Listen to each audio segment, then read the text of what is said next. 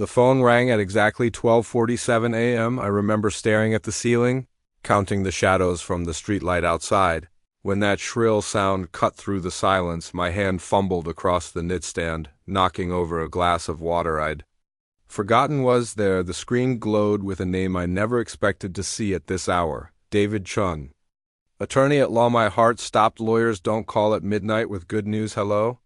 My voice came out rough, sleep-deprived, confused. Mr. Peterson, it's David. I'm so sorry to call at this hour, but you need to hear this now, before tomorrow morning. His voice was tight, controlled, but I could hear something beneath it. Fear, maybe, or anger. I just received documents that change everything about your case. Everything. I sat up, my body moving on autopilot while my brain struggled to catch up. What are you talking about? What documents? Thomas, he said, and the use of my first name made my stomach drop. David never used first names. Your daughter Rebecca, she's been lying about all of it. The room tilted. I gripped the edge of my mattress, my knuckles going white. What do you mean, lying? I need you to come to my office right now, tonight. What I have to show you, it can't wait until morning. Let me back up. Let me tell you how I ended up sitting in my dark bedroom at 1 in the morning, listening to my lawyer tell me my life might not be over after all. 6 months earlier, I was living what I thought was a good life. Not perfect, but good. I was 52 years old, working as a senior accountant at a mid-sized firm in Portland. My marriage to Susan had ended 8 years prior, amicably. As these things go, we'd just grown apart, wanted different things. She'd remarried, moved to Seattle. I'd stayed in our old house, the one with the maple tree in the front yard that Rebecca used to climb when she was little. Rebecca, my daughter, my only child. She was 24, fresh out of college with a degree in marketing, bright, beautiful, with her mother's auburn hair and what I'd always thought was my sense of humor. We'd always been close after the divorce. When she was 16, she chose to stay with me those years, her high school years. Watching her grow into a young woman, those were some of the best of my life for her, so I thought it started on a Tuesday. I remember because Tuesdays were when I usually had lunch with my colleague Martin, but he'd called in sick. I was eating a sad desk salad when my phone rang. Unknown number. Is this Thomas Peterson? A woman's voice. Professional but cold speaking. Mr. Peterson, this is Detective Sarah Morrison with the Portland Police Department. I need you to come down to the station. We have some questions regarding allegations that have been made against youth. Salad container slipped from my hand, ranch dressing splattering across my desk. Calendar. Allegations?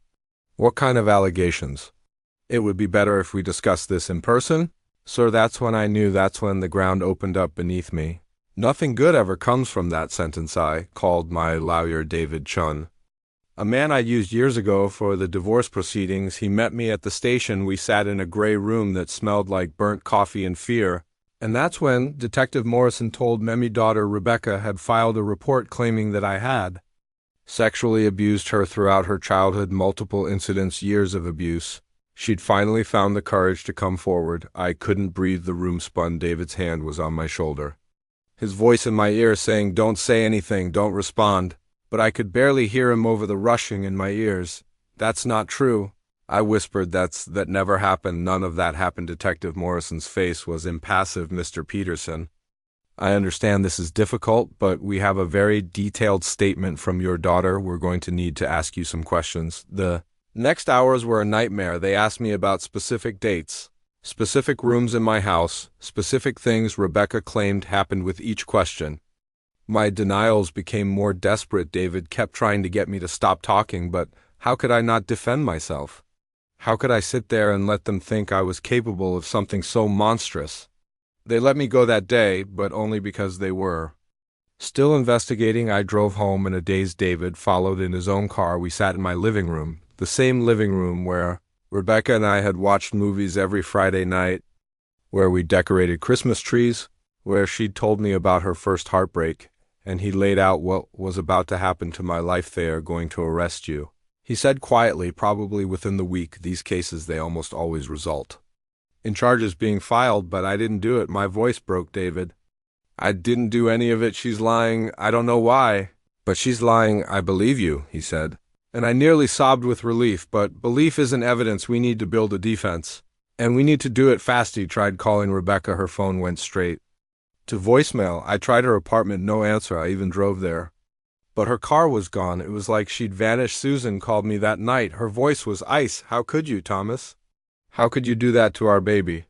I didn't. She told me everything. Years, Thomas, years of abuse, and I never knew I left her with you and you, Susan. Please, listen to me. I never touched her. I never hurt her. You have to believe. She hung up when I tried calling back. I was blocked. The arrest came 3 days later. They showed up at my office. Walked me out in handcuffs in front of all my colleagues. I saw the looks on their faces: shock, disgust, the immediate presumption of guilt. My boss, Jennifer, couldn't even look at May, was fired by the end of the week pending legal issues. They called it. Everyone knew what that meant. The bail hearing was surreal. The prosecutor painted me as a monster. A predator who'd groomed and abused my own child. Rebecca sat in the gallery. Not looking at me. She looked smaller somehow. Fragile. She was wearing a sweater I'd given her for her birthday 2 years ago. That detail haunted me. She was wearing my gift while accusing me of the worst crimes imaginable. David got me out on bail, but the conditions were strict. No contact with Rebecca. No leaving the county, regular check-ins. I was basically under house arrest, waiting for a trial that could send me to prison for decades. The months that followed were the darkest of my life. My friends stopped calling. The few who did were clearly uncomfortable, not sure what to say to someone accused of child abuse. My neighbors avoided eye contact. Someone spray-painted monster on my garage door. I cleaned it off at 3 in the morning, scrubbing until my hands bled, tears streaming down my face. I stopped sleeping. I'd lie awake, replaying every moment of Rebecca's childhood, searching for what I'd done wrong. Where had I failed her? What had I missed? And always the question, why? Why would she do this? David worked tirelessly. He hired investigators, gathered character witnesses, built a timeline of Rebecca's life, trying to find inconsistencies in her story. But the system is designed to believe accusers in these cases, and how do you prove something didn't happen? How do you prove a negative? The preliminary hearing was scheduled for Monday morning. David had warned me it didn't look good. The prosecution had Rebecca's testimony, medical report she claimed documented trauma, even a therapist who would testify that Rebecca's symptoms were consistent with childhood sexual abuse. We need a miracle. David had said at our last meeting, Friday afternoon, he looked exhausted. Something that proves definitively that she's lying, because right now, it's her word against yours. And in these cases, he didn't finish. He didn't have toy. Went home that Friday and sat in the dark. I thought about prison. I thought about being labeled a sex offender for the rest of my life. I thought about dying alone, branded as a monster, with everyone believing I'd hurt the person I loved most in this world. I thought about ending it. I'm not proud of that, but sitting there, in that moment, with the hearing 2 days away and no hope left, I understood why people did it, why they gave up. I didn't. Though I don't know why. Maybe stubbornness, maybe some small flame of hope I couldn't quite extinguish. Maybe just cowardice. I couldn't even manage that final escape. Saturday, dragged by Sunday, was worse. I paced my house like a ghost, unable to eat, unable to think about anything but the courtroom tomorrow, about Rebecca on the stand, telling her lies about the judge's face as he listened, about the jury selection that would follow, the trial, the inevitable conviction. I finally went to bed around 11. Knowing I wouldn't sleep, but needing to at least lie down. The ceiling became my enemy, every crack and water stain memorized in the darkness. And then, at 12:47 a.m., the phone rang. I threw on closed jeans, a wrinkled t-shirt, shoes without socks. The drive to David's office took 15 minutes. The streets were empty, streetlights casting orange pools on the wet pavement. It had been raining earlier, and the city smelled like wet asphalt. And Pine David's building was downtown, a modest 3-story structure he shared with a dentist and a real estate agency. Only his floor was lit. I took the stairs 2 at a time, my heart hammering. He was waiting in the hallway. Door open. He looked like he'd aged 10 years since Friday. His tie was loosened, his shirt wrinkled, his eyes red-rimmed. Come in, he said. Sit down, you need to see this. His office was a mess of papers and coffee cups. His laptop was open on his desk, screen bright in the dim room. He gestured to a chair, but I couldn't sit. My legs felt like they might give out, but sitting felt impossible. Just tell me, I said. Please, David, just tell me. He took a deep breath. This evening, around 10 p.m., I received an email, anonymous sender, but it came with, well, You'll see he turned the laptop toward me. Someone sent me audio files, recordings of Rebecca. My heart stopped. What kind of recordings? Conversations between Rebecca and someone named Marcus, her boyfriend, apparently Thomas. He looked at me, and I saw something in his eyes I hadn't seen in months. Hope she's been planning this, all of it. The whole thing was fabricated. I grabbed the edge of his desk to keep from falling. What? He clicked play. Rebecca's voice filled the room, that voice I'd known since she was born. The voice that had called me daddy, that had laughed at my terrible jokes, that had told me she loved me 1,000 times. No, Marcus. It's foolproof. I've been working with that therapist for 6 months. Building the narrative. She completely believes me and the prosecutor God. She's like a pit bull. She wants to crucify him. A male voice, younger, uncertain. Babe. I don't know. This seems really extreme. Isn't there another way to what? To get what I deserve? Rebecca's voice turned sharp. He has over $2 million in retirement accounts. Marcus, $2 million plus. The house is worth at least $600,000, and once he's convicted, once he's a registered sex offender, my mom will help me get power of attorney. He won't be able to manage his own affairs from prison. I sank into the chair, my legs finally giving out. David's hand was on my shoulder, but I barely felt it. I was listening to my daughter, my little girl, describe how she was going to destroy me for money. But what if he kills himself? Marcus asked people do that, when they're accused of this stuff. There was a pause. Then Rebecca laughed. Then I inherit even faster. Look, I know it sounds harsh, but you don't understand what it was like growing up with him. Always so perfect, so righteous, never let me do anything fun, wouldn't pay for me to go to Europe after graduation like Chelsea's parents did. Made me get a job instead of just supporting me. He's cheap and controlling, and honestly, he deserves this for not paying for a vacation. Marcus sounded incredulous. For being a terrible father. For choosing himself over me, over and over. This is just karma, justice, and we'll be set? Baby, $2 million, we can buy that condo in California you wanted, start the business, live the life we're supposed to have. The recording went on. There were multiple files, sent over several weeks. Apparently in them, Rebecca discussed coaching from her therapist, a woman she'd lied to, feeding her false memories and symptoms. She talked about the prosecutor, about how easy it was to cry on cue during her initial statement. She laughed about how I'd tried to call her, how pathetic I'd sounded in one recording. She practiced her testimony, trying different emotional inflections. Should I cry here? She asked Marcus, or should I stay strong like I'm trying to be brave? I listened to all of it, every word, every casual revelation of the conspiracy to destroy me. By the end, I was numb beyond tears, beyond feeling. Who sent this? I finally asked. My voice sounded strange, distant. I don't know. David said, but my tech guy, I called him right after. I listened. He says the metadata hasn't been altered. These are genuine recordings. The timestamps match up with the timeline of your case, Thomas. This is it. This is what we needed. Marcus, I said slowly. The boyfriend. He sounded uncomfortable. David nodded.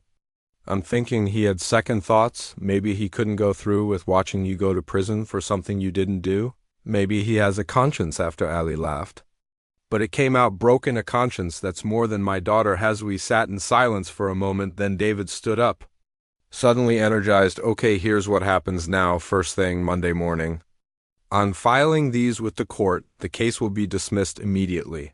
The prosecution will have no choice after that. He hesitated. Thomas, you could press charges against Rebecca, filing a false police report, fraud, conspiracy. She could go to prison. Could, but would I? I drove home as the sun was rising. The sky turning from black to deep blue to pink. The city was waking up. Joggers, early shift workers, the newspaper delivery truck making its rounds. Everything looked normal. Everything looked the same as it had yesterday, but nothing was the same. I kept thinking about that laugh, the way Rebecca had laughed when Marcus asked if I might kill myself. That casual, callous sound. When had she become that person? Or had she always been that person and I'd just been too blind to see? Monday morning, I sat in the courtroom with David. Rebecca was there, in her victim sweater, her hair pulled back, her face carefully composed in an expression of nervous bravery. She didn't look at me. The prosecutor stood up to begin proceedings. That's when David stood up. To Your Honor, if I may, the defense has new evidence that fundamentally changes this case evidence we received this weekend that proves definitively that the accusations against my client are fabricated. The judge looked annoyed. The prosecutor looked angry. Rebecca's face went white. David played the recordings in that solemn courtroom, with the judge and prosecutor and gallery listening. My daughter's voice filled the air, describing her plan, laughing about my potential suicide, coldly calculating how to steal my life savings. I watched Rebecca's face, the color draining, the panic setting in the moment she realized it was over. The prosecutor looked like she'd been slapped. Your Honor, I had no knowledge of this. My office was deceived as well. The judge's face was hard. Miss Peterson, stand up. Rebecca stood on shaking legs. Did you fabricate these allegations against your father? Silence then, barely audible. I want a louder. That's not an answer to my question. Did you fabricate these allegations? More silence. Then Rebecca's face crumpled, and she started to cry, real tears. This time not practiced, not performed. I'm sorry. She sobbed. I'm so sorry. I didn't mean you didn't mean to destroy an innocent man's life. The judge's voice was cold. Mr. Peterson, you are free to go. All charges are dismissed. Miss Peterson, you need to leave this courtroom now. And you should know that you are likely facing criminal charges of your own. Rebecca looked at me, then finally looked at me, and I saw it the moment she realized what she'd done, not just to me, but to herself. She'd thrown everything away for money and spite. And now she was going to pay the price. Dad, she whispered, Dad, please. I stood up, looked at my daughter, this stranger who shared my DNA but none of my values, none of my love. I don't have a daughter, I said quietly. Not anymore. I walked out of that courtroom and into the bright morning. Soon the aftermath was complicated. The media got hold of the story. Woman fabricates sexual abuse claims to steal inheritance. My name was finally cleared. But the damage had been done. Some people still looked at me sideways. Some still believed there must be something to it. That smoke meant fire. My job didn't take me back. Too much disruption. They said I understood I was toxic now. In a different way, David helped me press charges against Rebecca. She was convicted of filing false police reports, fraud, and attempted theft. She got 3 years in prison. Served 18 months. I didn't attend the trial. I couldn't. Susan called me after the truth came out. She was crying, apologizing, saying she should have known, should have believed me. I accepted her apology. What else could I do? She'd been deceived too, by our daughter, our child, who'd been willing to destroy both of us for money. Marcus, the boyfriend, was never identified. I think about him sometimes, about what it took for him to send those recordings. He'd been part of the plan. But in the end, he couldn't go through with it. I'm grateful to him. He saved my life, literally. I never found out if it was guilt or love for Rebecca turning to disgust, or just basic human decency that made him act. I hope wherever he is, he's okay. I hope he learned something about the kind of person he wants to be. Sold the house. Too many ghosts. Too many memories that were now tainted. I moved to a small town in Oregon. Got a job at a local accounting firm that was willing to take a chance on me after my boss there actually Googled the full story. I live quietly now. I have a small apartment, a cat named Pepper, and a garden where I grow tomatoes that refuse to ripen properly. Rebecca tried to contact me when she got out of prison. Letters at first, then emails, then showing up at my apartment. I got a restraining order, not out of anger anymore. The anger faded, replaced by something hollow and sad, but because I meant what I said in that courtroom. I don't have a daughter. The girl I raised, the girl I loved, the girl I would have died for, she either never existed or she died somewhere along the way, replaced by someone I don't recognize, and I've had to mourn that loss the same way I'd mourn an actual death. People ask me sometimes if I'm bitter, if I hate her. I don't. Hate requires energy, requires caring. And I just don't have it in me. I'm sad for what could have been. I'm sad for the relationship we lost. I'm sad that she chose money over her own father, that she was willing to send me to prison for crimes I never committed. But mostly, I'm just grateful for that midnight phone call, grateful for Marcus's conscience, grateful that the truth came out before it was too late. I think about that night sometimes, sitting in the dark, contemplating the end, how close I came. If Marcus had waited one more day, if he'd never sent those recordings, I would have gone to prison. I would have lost everything. I might not have survived it. That midnight call saved my life. I've learned something through all of this. I've learned that blood doesn't make family, love does.